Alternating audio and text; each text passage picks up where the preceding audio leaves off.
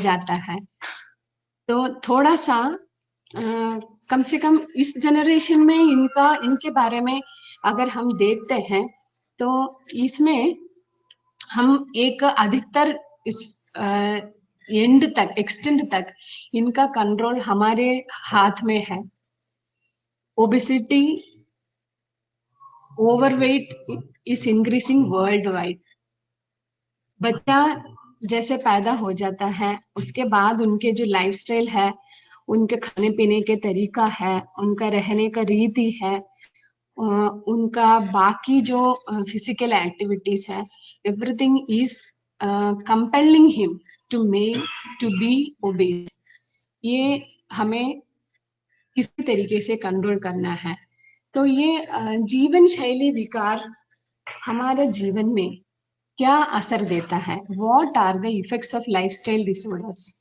जैसे मैंने पहले बताया, non communicable diseases confine to more than 60% of death in all over the world, and जो उसका जो causative factor, the risk factors are पहले बता रखा था, tobacco, physical inactivity, diet, alcohol, and fifth point अभी जो बता रखा है, air pollution. Air pollution again causing many kind of जीवन शैली विकार।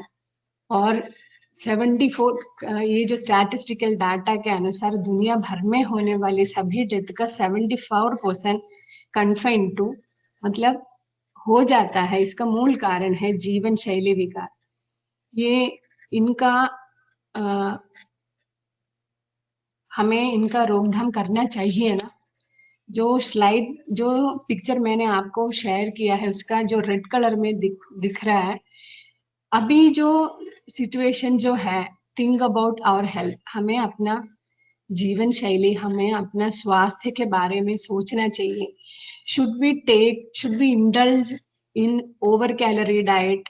Should we go for excessive use of alcohol, excessive use of drug abuse, and lack of physical activity? ये सब करना है या जो ये ब्लू साइड वाले पिक्चर के लिए जाना है?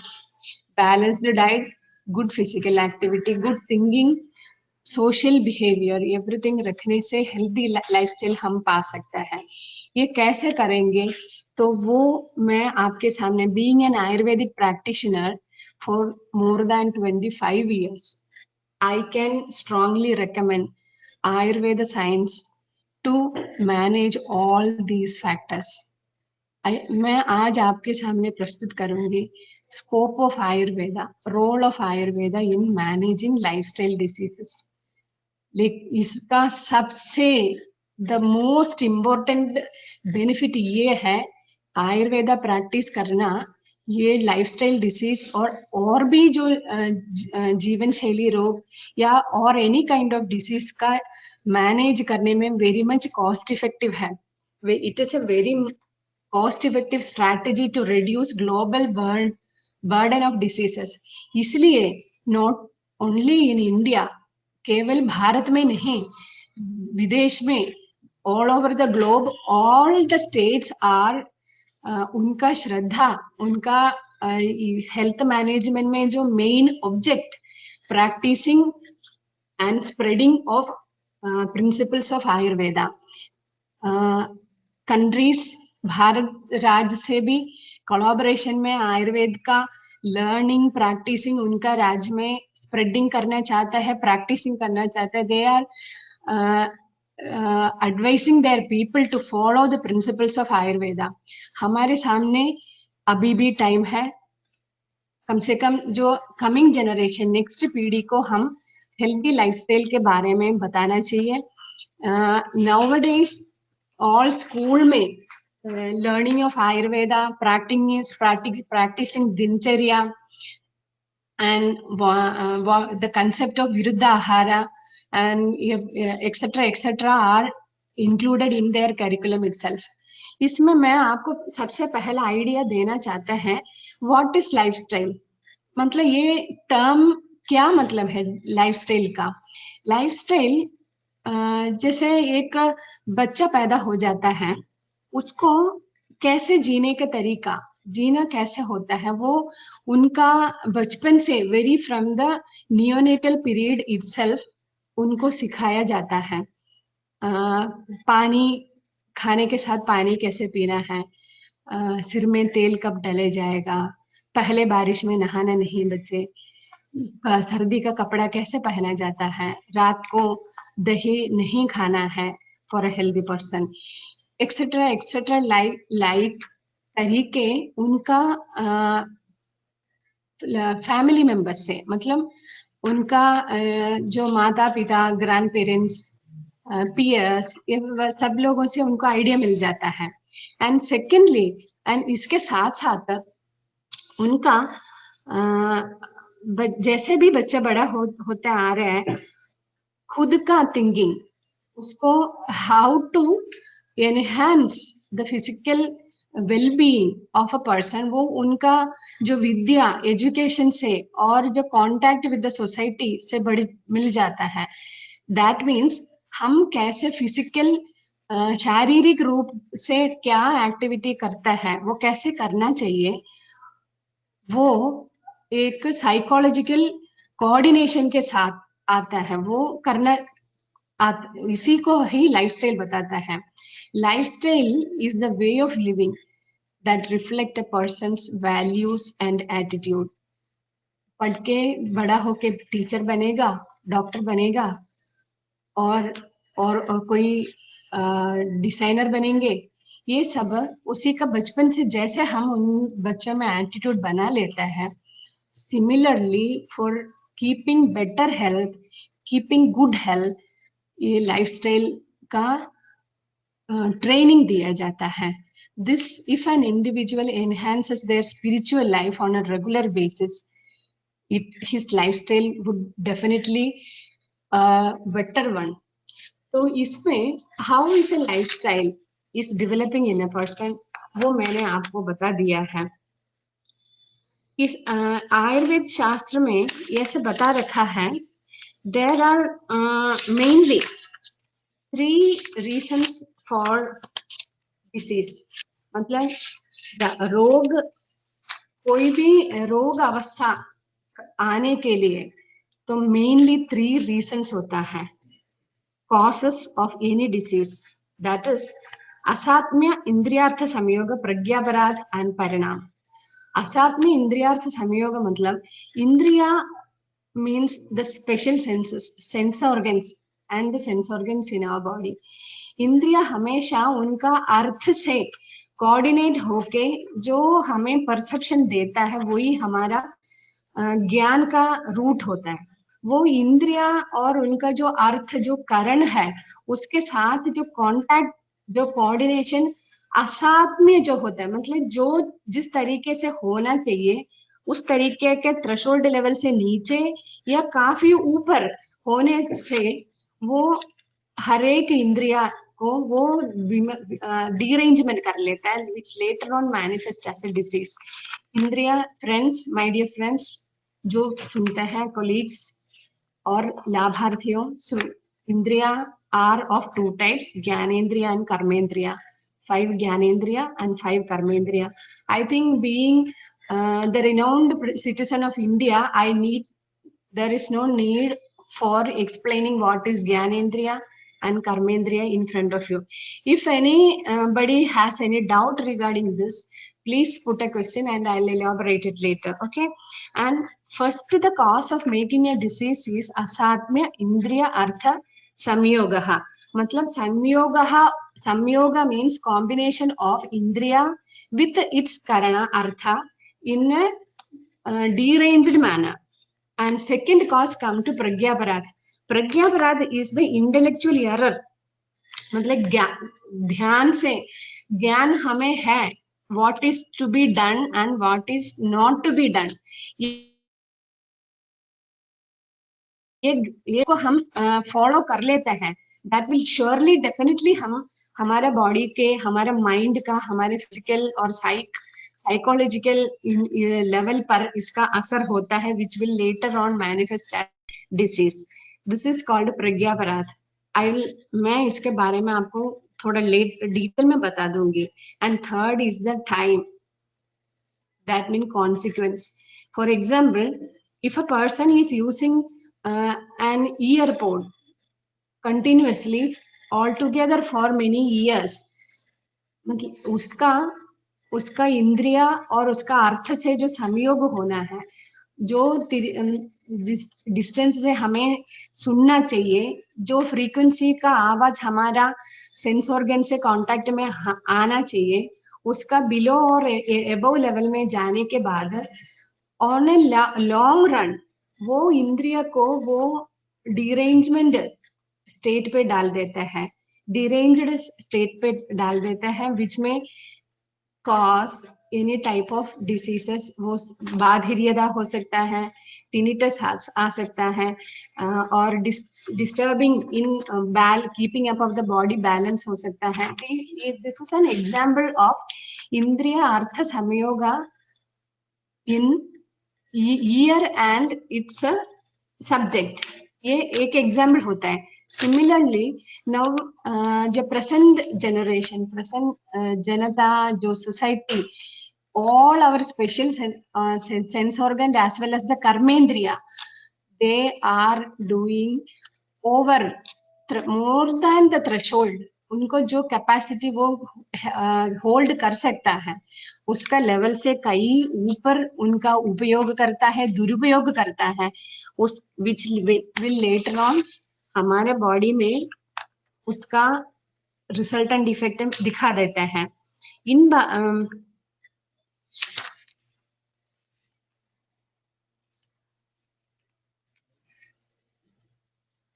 नेक्स्ट, तो इसमें हम दिखा सकते हैं a person as a whole, body, mind, उसका स्पिरिट, उसका फैमिली, उसका वर्क एनवायरनमेंट, उस बंदे का हैप्पीनेस लेवल, उसका लव, गिव एंड टेक, उसका वेल्थ और लेवल ऑफ हेल्थ, ये ऑल टुगेदर एक बंदे का फॉर्मेशन में आ जाता है.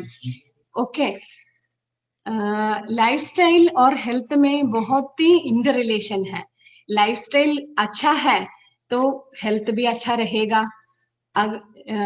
Disciplined and regular lifestyle is the basis of the healthy and disease free life है. अगर बंदे का लाइफस्टाइल, उसका जो लाइफस्टाइल जैसे मैंने बताया है पहले, कॉम्बिनेशन ऑफ हैबिट्स, बिहेवियर, उसका डाइटरी पैटर्न, इसका लिविंग पैटर्न, ये सारे इरेगुलर है होता है.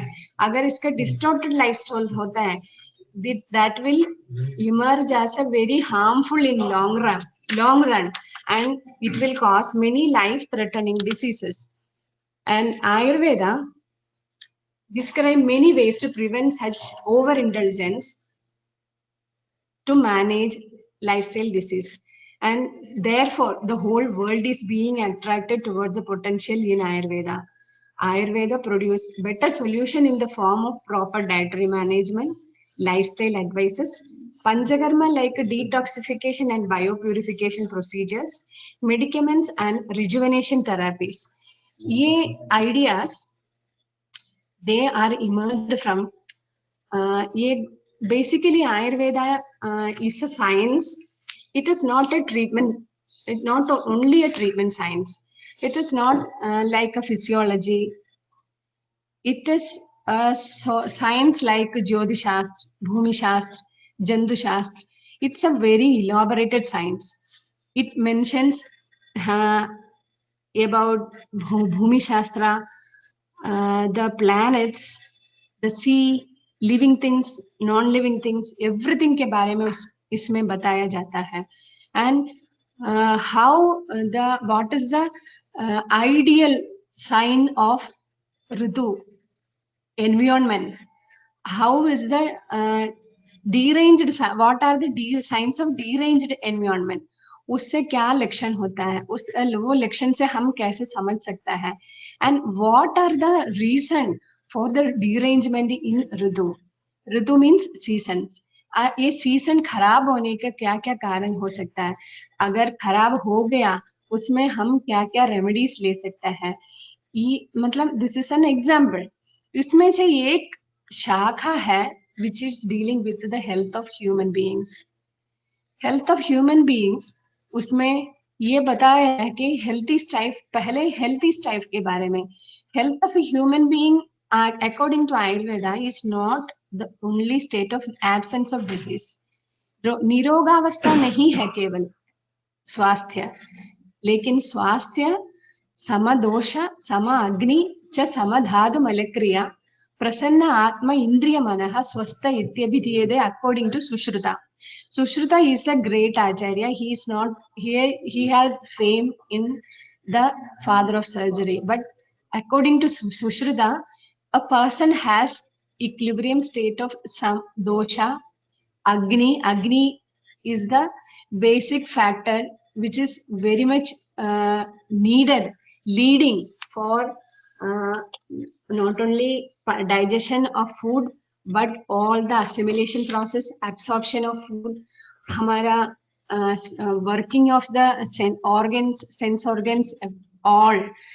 Sama dosha, sama agni cha, sama धातु, सम मल, सम क्रिया, मतलब ये सारा इक्विलिब्रियम स्टेट में होना चाहिए. एंड प्रसन्न आत्म इंद्रिय मन, जिनका आत्मा इंद्रिय एंड मन प्रसन्न होता है, ऑल दिस कॉम्बिनेशन जहां होता है उस पर्सन में स्वास्थ्य होता है. आई रिपीट, समदोष सम अग्निश्च समधातु मलक्रिया प्रसन्न आत्म इंद्रिय मनः स्वस्थ इत्यभिधीयते. तो ये सारा स्टेट्स एक पर्सन में होने के लिए Ayurveda describe proper dietary management, lifestyle advices, Panchakarma like detoxification and biopurification procedures, medicines, different types of yogas and rejuvenation therapies. And now my dear friends, I'll describe you what are the offers of Ayurveda in managing lifestyle diseases. Mainly Dinacharya, Ritucharya, Panchkarma Chikitsa, Rasayan Chikitsa, Sadvritta, with the aid of a particular point mentioned in Ayurveda like Trayopastambha, and at the last Achara Rasayan. Dinacharya means what are the doings to be performed in a day, that is daily regimen. Day, दिनचर्या में दिन का और रात का अलग अलग है. From the sunset till a person, till Sandhya Vandan से लेके till a person going to bed, and in bed what is to be, how the sleep के बारे में ये सब प्रोसीडिंग डिस्क्राइबिंग इंक्लूड कर दिया है दिनचर्या में. ब्राह्म मुहूर्ते उत्तिष्ठे स्वस्थो रक्षार्थम आयुषः. A person has to be awake from bed in Brahma Muhurta. In why, क्यों उठना है? स्वस्थो, who, कौन उठना है? स्वस्थः उठना है. why? रक्षार्थम आयुषः, उसका आयुष का रक्षा के लिए है. एक स्वस्थ person should rise from sleep. He has to awake in Brahma Muhurta. Okay, and I'll elaborate the Dinacharya. And next comes the Ritucharya, is the seasonal regimen. And third and the main important factor which is draining the attraction of many people around the world towards Ayurveda is Panchakarma therapies, which is managing for is an important factor for use, which can be used for managing the lifestyle to bring our lifestyle better. And the fourth one is the Rasayan Chikitsa, and all these four process is confined to body. Sadvritta, Trayopastambha, Achara, Rasayana, or ye all are our dealing with our psychological level. How Ayurveda is effective in managing lifestyle disease. ये आजकल सबको पता है. आयुर्वेदा एक व्यक्ति को treat करता है. I shouldn't use the word treat. Ayurveda एक व्यक्ति को उसका जो डिरेंज्ड दोष धातु मला क्रिया से इक्विलिब्रियम स्टेट में ला के उस व्यक्ति का हैंडल कर लेता है in order to maintain the health. Not Ayurveda treat a disease. Ayurveda has the holistic approach, treating the patient as a whole, meaning intervention targeted towards complete physical, uska psychological and spiritual well-being makes the science. Hence, the science is wonderful option in managing lifestyle diseases. My dear friends, I repeat, Ayurveda science is a wonderful option in managing lifestyle disease. कैसे वो कैसे करता है? इसमें एक main factor है. Main factor ये modern treatment system भी उन्होंने भी अपनाया है. आहार, निद्रा एंड ब्रह्मचर्य. मतलब ये 3 factors which is the basic lay down pillars of a healthy human body. इसको ऑलरेडी बता रखा है. त्रयोपस्तंभा. उपस्तंभा मीन्स पिलर, खंबे. खंबा जो हमारा बॉडी अगर एक ऐसा मास कंसिडर करते हैं विथ उसका physical body and spiritual body, ये इसका एक बिल्कुल स्टेबिलिटी में रिटेन करने का पिलर्स होता है. त्रयोपस्तंभ mean 3 pillars: ahara, nidra and brahmacharya. These are the 3 virtual sub pillar which can be compared with the health behavior of the modern day. They are very much contributed to the both mortality and morbidity of a number of diseases and health issues which is faced globally. इसमें आहार के बारे में बताया है. Dietary regimen. Diet आहार means one who is taking food के बारे में. तो वो फूड कैसे होता है, मतलब फूड क्या होता है और फूड कैसे लेना होता है, कब लेना होता है, फूड कब लेना नहीं होता, कौन सा पार्ट हमें खाना नहीं चाहिए, कौन सा आइटम्स कॉम्बिनेशन में नहीं, कौन सा आइटम्स कॉम्बिनेशन में नहीं लेना चाहिए, उसमें गुणवत्ता कैसे होगा, उसमें अवगुण कैसे होंगे. ये सारे डाइट, ये आहार के बारे में, आहार जो कंसेप्ट है उसके अंदर आता है. ओके. इसमें time for taking food. There are 2 annakalas mentioned. Our ancestors were also followed. They were used to take food 2 times a day. Ayurveda also explains only 2 aharakala, morning and evening. इसके बीच में इसलिए है, एक बार खाना खाने के बाद वो जो डाइट का प्रॉपर डाइजेशन होना है. डाइजेशन होके उसका जो इफेक्ट, जो आफ्टर इफेक्ट, जो रिजल्ट्स है, वो हर एक धातु रूप में कन्वर्ट होना है. देयर आर सप्त धातु: रस, रक्त, मांस, अस्थि, मज्जा. ये आहार अन्न रस नेक्स्ट धातु के रूप में कन्वर्ट करने के लिए जितना पीरियड चाहिए, उसका गैप देके उसका जीर्णावस्था कंफर्म करने के बाद ही we have to take the next food. There are only recommended 2 अन्नकालास. ओके. नाउअडेज हमारे पास तो कोई अन्नकाला ऐसे कोई प्रिस्क्राइब्ड नहीं है. we can have food at any time, but prescribed जो शास्त्रोक्त, शास्त्र में जो बता रखा है, we have to follow 2 अन्नकाला. Okay.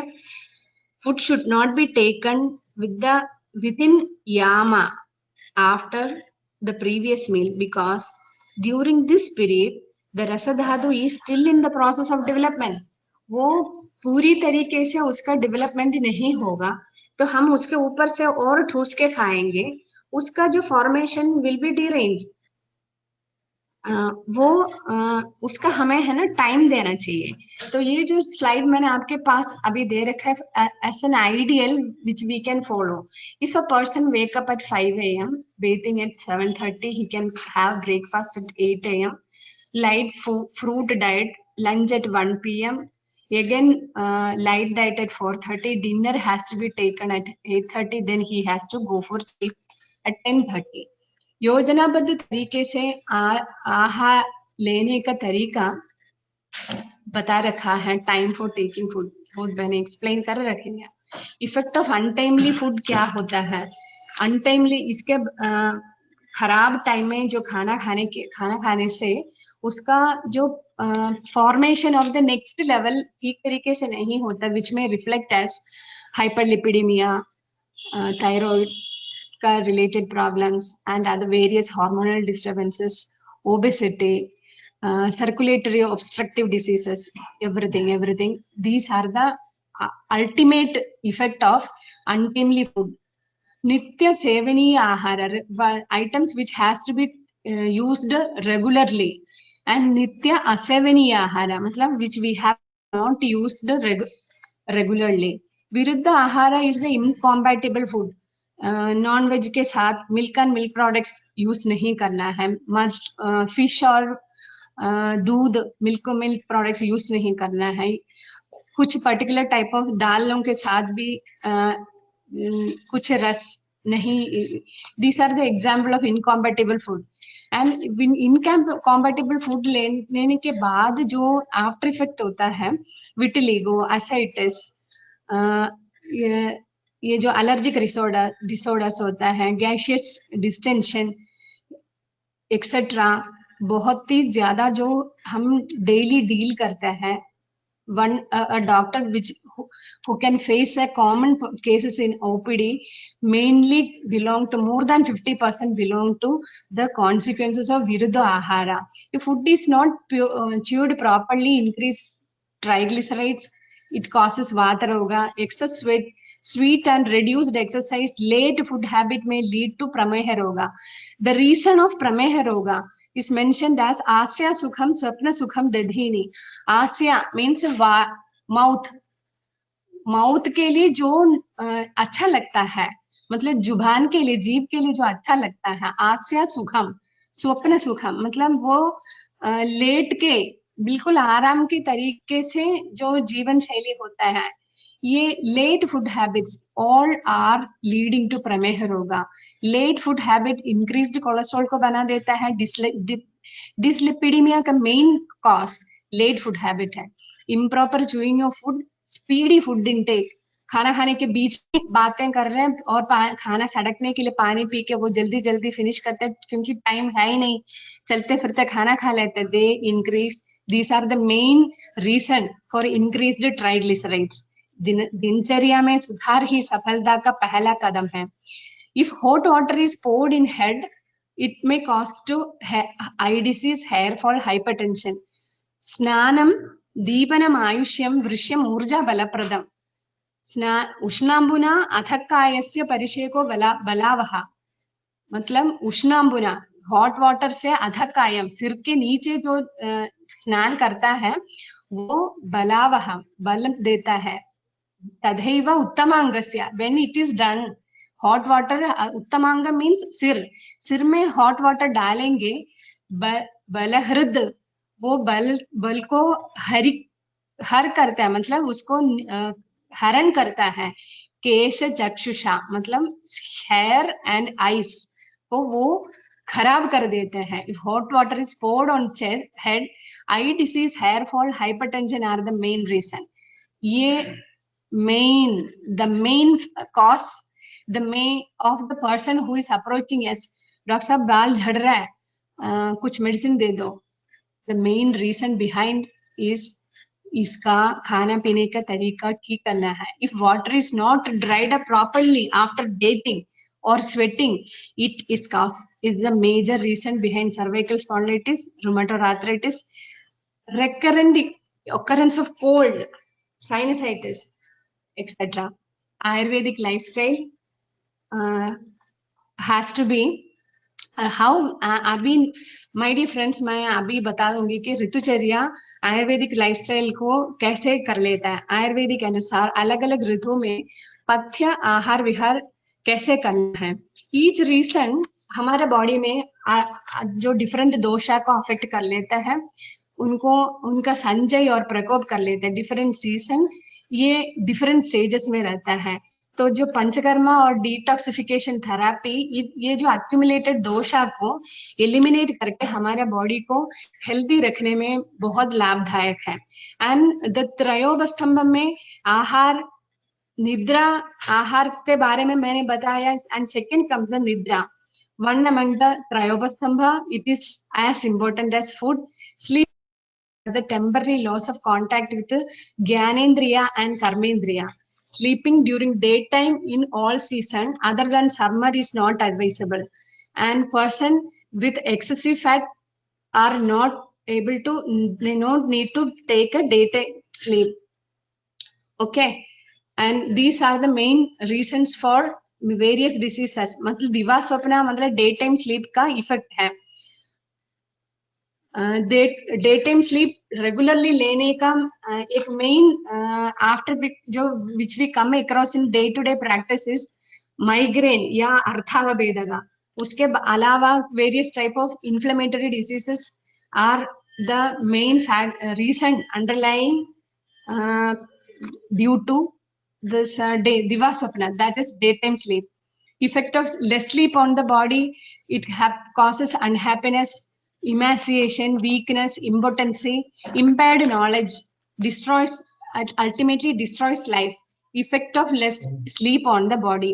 Actually a person को जितना desired time होना चाहिए उससे कम टाइम में स्लीप लेने का इफेक्ट ऐसा है।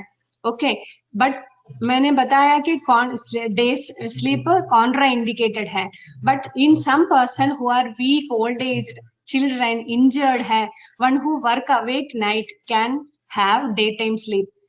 And benefits of sleep, it is feeling of it very much needed for happiness, strength of a body, nourishment, longevity and vigor.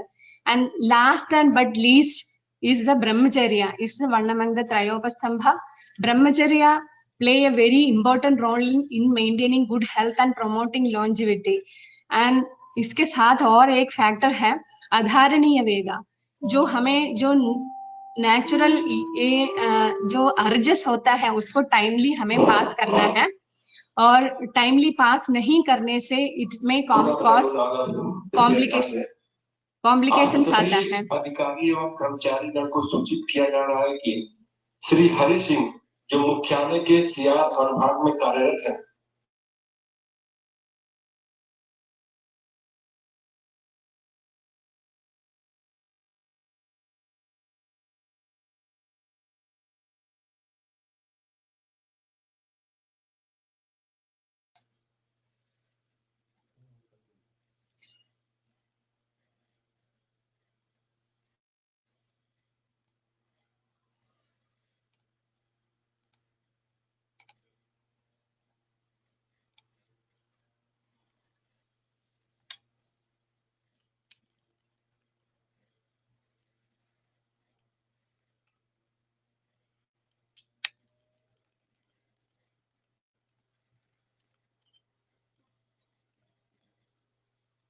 My dear friends, sorry for the disturbance caused between. I was talking about the need of brahmacharya. I was saying that the factor of brahmacharya, yani ki controlled sex, play a very important role in maintaining good health and promoting longevity. And then I was saying about the natural urges. 30 natural urges hota hai, which whose suppression lead to many diseases. And last में good, हम इसके जो lifestyle disease को control करने के लिए we have to follow good conduct. आचार रसायन, द आचार रसायन जो mentioned in Ayurveda is has a very good relevance in the 20 the current scenario. इसमें आचार रसायन में डील करता है things we have to follow, and we have to follow both physically and psychologically. And इसमें दशविध पाप कर्म आता है, इसमें ये सारे सुनने के बाद my dear friends we can choose either we have to eat breathe exercise healthy, या हम अदर जो factors which are over indulgence में जाना चाहिए, बिकॉज शरीर माध्यम खलु धर्म साधनम, अर्थात शरीर हमारे धर्मों का पहला और उत्तम साधन है। मेरा टॉपिक यहाँ कंक्लूड हो रहा है। Welcoming you all to put forward your queries and doubts please.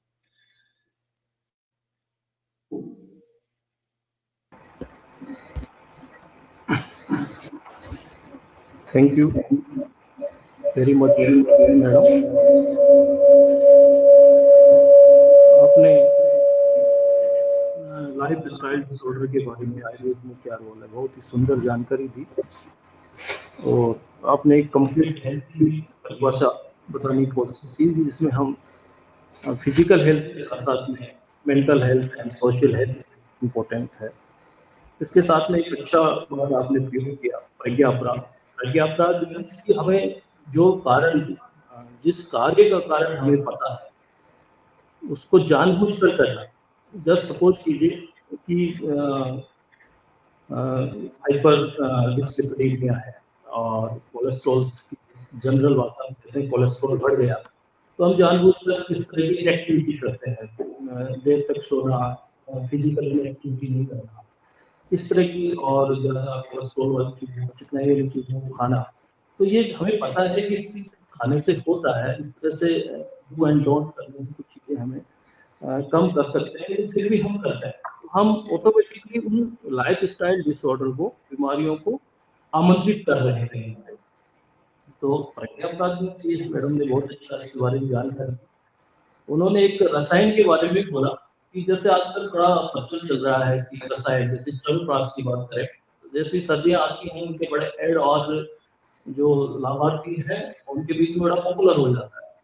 तो एक छोटा गुण है, उन्होंने भी ये मेंशन किया है मैम कि रसायन कितने प्रकार का होता है और किस तरह हमारे लिए, आपने इसमें बताया है, फिर भी मैं आपसे निवेदन करना चाहूँगा कि रसायन के बारे में थोड़ा बताएं कि एक रसायन, आता रसायन के बारे में बताया आपने जो, और दूसरा कि च्यवनप्राश को क्या सर्दियों में ही लेना चाहिए या फिर गर्मियों में भी यूज कर सकते हैं। तो ये थोड़ा सा भ्रांतियां हैं लोगों में, तो इसका थोड़ा सा क्लियर करने की कोशिश करेंगे ma'am.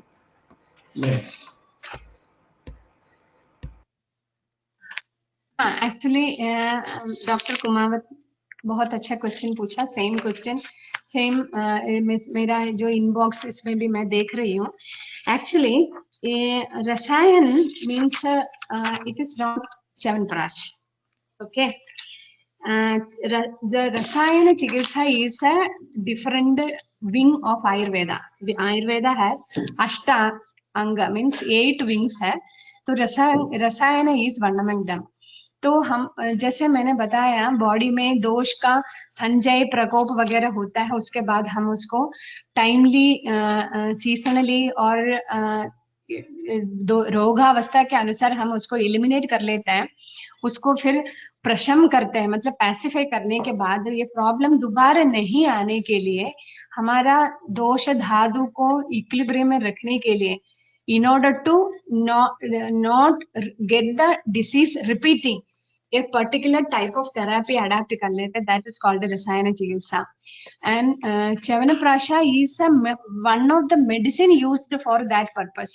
Okay, rasayana for rasayana purpose, मतलब for increasing our immunity, for increasing our sharira bal, and not getting the recurrence of the disease, rasayana therapy is done.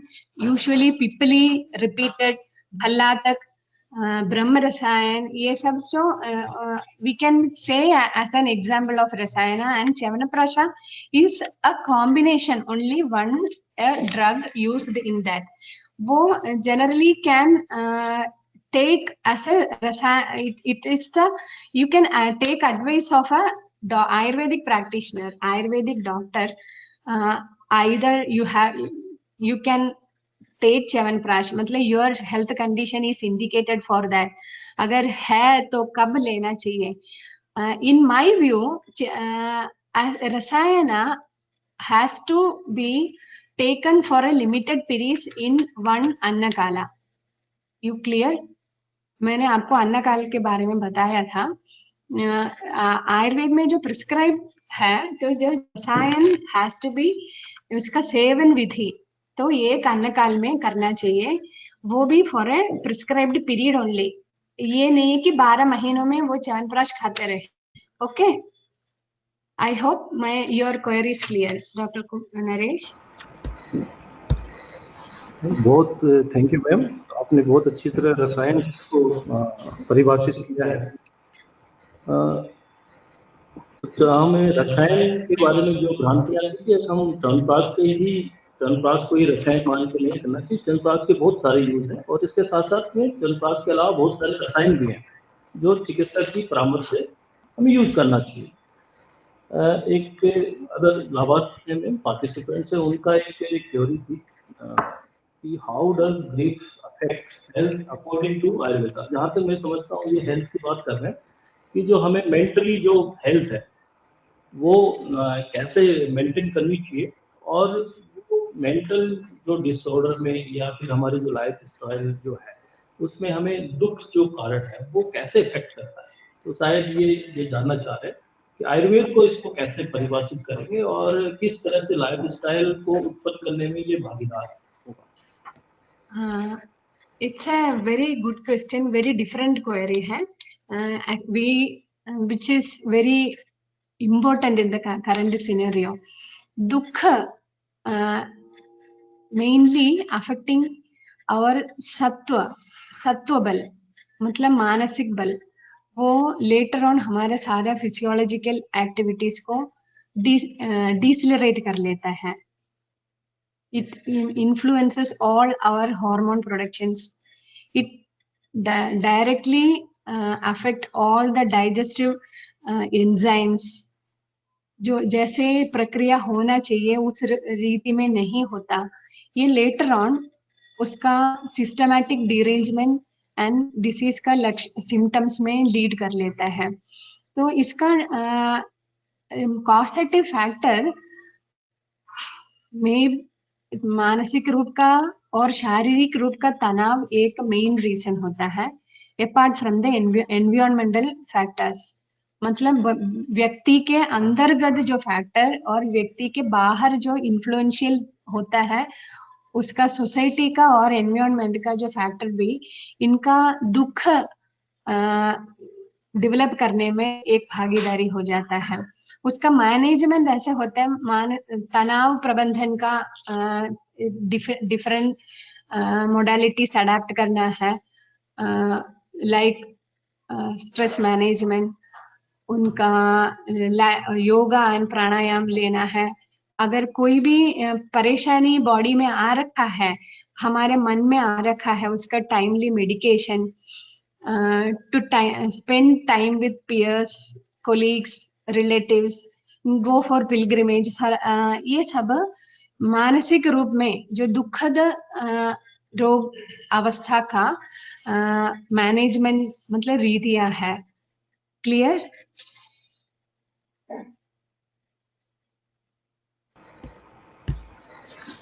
Thank you ma'am.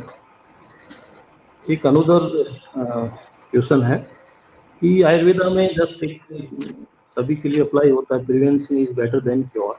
Yes. तो actually जो prevention है, life style disorder में prevention is अच्छा होता है then medicine treatment से। Exactly. तो ये एक हमारे श्रोतागण को जानना चाह रहे हैं कि थोड़ा सा आगे आपने इसमें बताया है, पीपीटी में थोड़ा समझाने की कोशिश की है, लेकिन ये कह रहे हैं थोड़ा सा इसको समझने में हमें थोड़ा टाइम लगेगा। तो आप मैम से रिक्वेस्ट करूंगा कि थोड़ा सा इस पे प्रकाश डालें प्लीज। लाइफस्टाइल प्रिवेंशन से कैसे लाइफस्टाइल डिसऑर्डर से बचा जा सकता है? देखो, मैंने स्टार्टिंग में ही ये बताया लाइफस्टाइल क्या होता है, लाइफस्टाइल कैसे बनता है। लाइफस्टाइल एक बंदे जैसे व्यक्तिगत विकासन, जब फ्रॉम चाइल्डहुड इटसेल्फ उसको कैसे जीना है, क्या खाना है, ये सब बताने का तरीका है।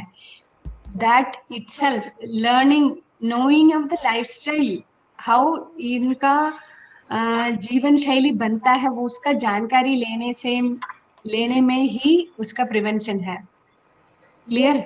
उसका आहार रीति, उसका विहार, मतलब डूइंग्स, ये pattern of eating, dietary patterns, उनका डेली रेजिमेंट, उनका सीजनल रेजिमेंट एंड सद्वृत्त, मतलब मानसिक रूप में जो डूइंग्स एंड नॉट डूइंग्स, ये सब फॉलो करने में, वो मैंने स्लाइड में थोड़ा इलाबोरेटली बताया है due to shortage of time.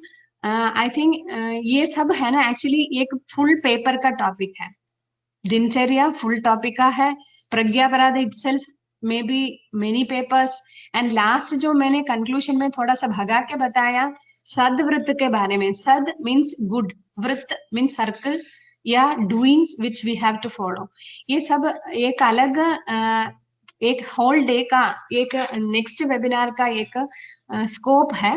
ये टॉप सब हमारा prevention from life's disease in order and practicing a healthy lifestyle में हमें बहुत अच्छी तरीके से हेल्प कर लेते हैं। आई होप आपका डाउट क्लियर हो गया। Thank you ma'am. एक अनदर सवाल है मैम कि एक्चुअली अभी रसायन की चर्चा हो रही थी, एक श्रोतागण कह रहे हैं कि एक्चुअली जो त्रिफला है, त्रिफला चूर्ण है, एक्चुअली एक रसायन प्रॉपर्टी है। यस यस लेकिन एज उसको कॉन्स्टिपेशन रिमूवल करने का एक मेडिसिन मान लीजिए, इस पर थोड़ा सा वो जानना चाह रहे हैं कि हम इसको किस दृष्टिकोण से देखना चाहते हैं। वैसे हालांकि मैं कहूँगा कि इसको यूज चिकित्सक के परामर्श से ही करें, क्योंकि ये अफकोर्स रसायन की प्रॉपर्टी तो होती है। मैं उनसे रिक्वेस्ट करना चाहूँगा इससे थोड़ा सा डॉक्टर कुमावत, मैं आपका ओपिनियन से बिल्कुल सही सलामत में हूँ, क्योंकि triphala is a unique drug, it's a unique combination, it's a combination of 3 myriads। आंवला, हरड़ और बहेड़ा का कॉम्बिनेशन है। सेम क्वांटिटी में या 1:2:4 कॉम्बिनेशन में भी लिया जाता है according to the situation to be used. इसका एक वाइड स्पेक्ट्रम ऑफ यूज होता है, और ये जो इसका इफेक्ट है ना, जो एडजुवेंट के साथ ये जो लिया जाता है, मतलब जिसके अनुपान के साथ ये लिया जाता है, उसके अनुसार इसका इफेक्ट अलग अलग होता है।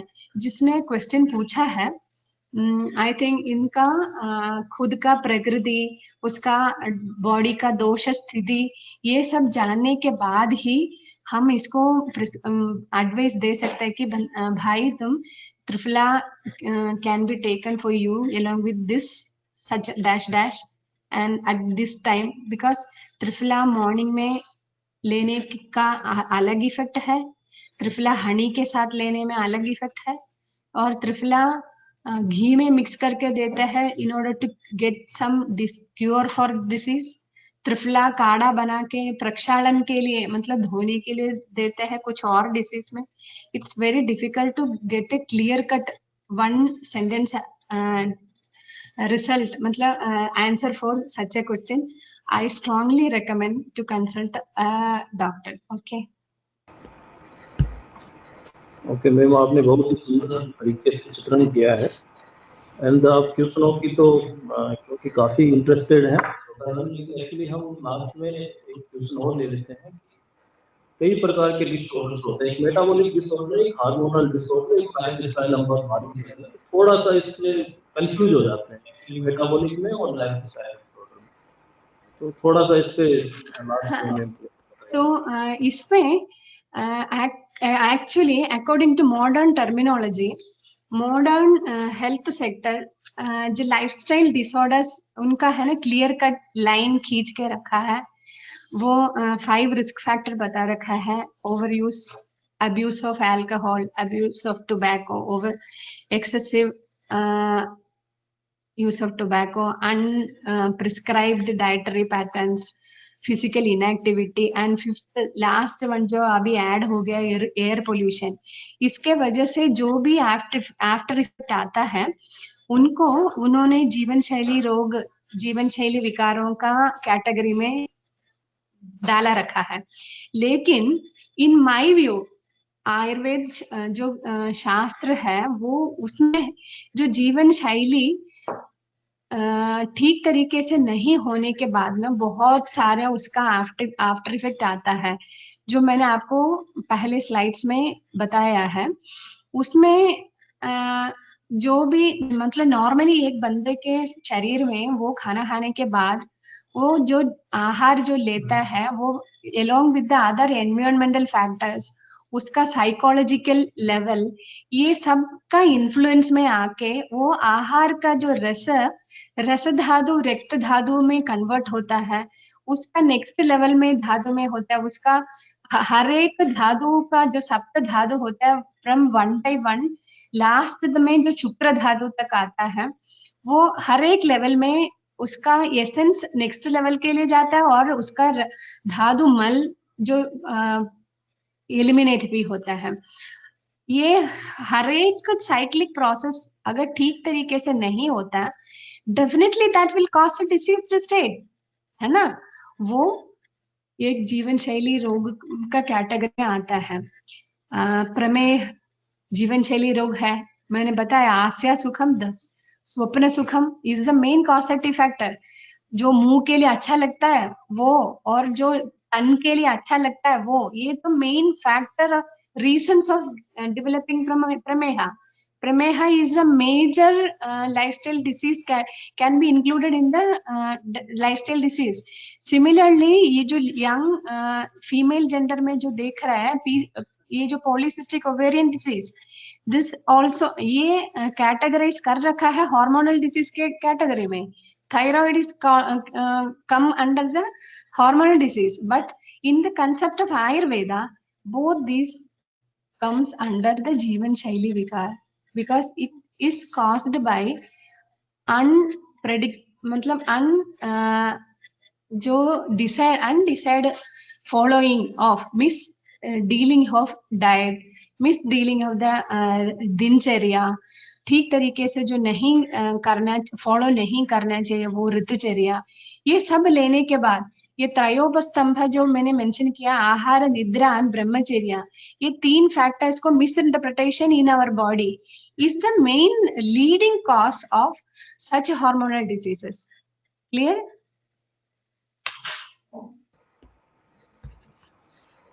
Thank you very much. आपने बहुत ही सुंदर तरीके से लाइफ स्टाइल डिसऑर्डर के बारे में, आयुर्वेद में क्या इम्पोर्टेंस है, आपने बताया। इसके साथ ही मैं अपने सत्र की समापन की ओर बढ़ता हूँ, और साथ ही में हमारे डायरेक्टर सर डॉक्टर निखिलेश चंद CGHS, हमारे अवर निदेशक होंगे डॉक्टर मनोज जैन सर, और joint director Ayush sir doctor Ashok M AT को वेबिनार की सुंदर व्यवस्था के लिए हार्दिक आभार व्यक्त करता हूँ, और सभी श्रोतागणों को, पार्टिसिपेंट्स को ध्यानपूर्वक और धैर्यपूर्वक सुनने के लिए धन्यवाद देता हूँ। और इसी के साथ में हम नए विषय के साथ में, वेबिनार के जो नए विषय के साथ में है, नेक्स्ट ईयर में, नए साल में 2023 10 जनवरी को नेक्स्ट ट्यूसडे को इसी समय 4 बजे इवनिंग में फिर उपस्थित होंगे। तब तक के लिए मैं आपको सभी को धन्यवाद, नए वर्ष की हार्दिक शुभकामनाएं। नया वर्ष आपके जीवन में तन मन धन के साथ में ढेरों खुशियां लेकर आए। धन्यवाद। Thank you. Thank you.